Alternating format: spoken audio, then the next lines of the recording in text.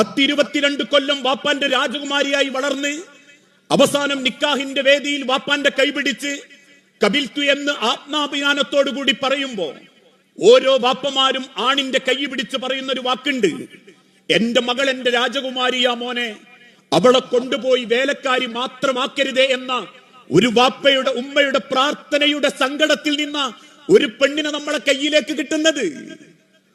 അതുകൊണ്ട് തന്നെ എന്നെ പോലെ അവൾക്ക് ആഗ്രഹങ്ങളുണ്ട്, സ്വപ്നങ്ങളുണ്ട്, അവളും ജീവിതത്തെ പറ്റി വലിയ സങ്കല്പങ്ങളുണ്ട്. ഞാൻ കൂട്ടിക്കൊണ്ടുവന്ന പെണ്ണ് എന്റെ അകത്ത് ചാരത്ത് കിടന്നുറങ്ങുമ്പം നെഞ്ചു പൊട്ടി കണ്ണു നിറഞ്ഞ കിടങ്ങുന്നതെങ്കിൽ ഞാൻ എത്ര ഭംഗിയിൽ ജീവിച്ചാലും എനിക്കെത്ര സൗന്ദര്യമുണ്ടെങ്കിലും ഈ ലോകത്താരും മോഹിക്കുന്ന ഒരാണായി ഞാൻ മാറിയിട്ടുണ്ടെങ്കിലും അള്ളാഹുവിന്റെ തിരുദൂതൻ ഓർമ്മപ്പെടുത്തി, ആണുങ്ങളിൽ ഏറ്റവും നല്ലവൻ വീട്ടിലുള്ള പെണ്ണിനോട് ഏറ്റവും മര്യാദക്ക് പെരുമാറുന്നവനാ.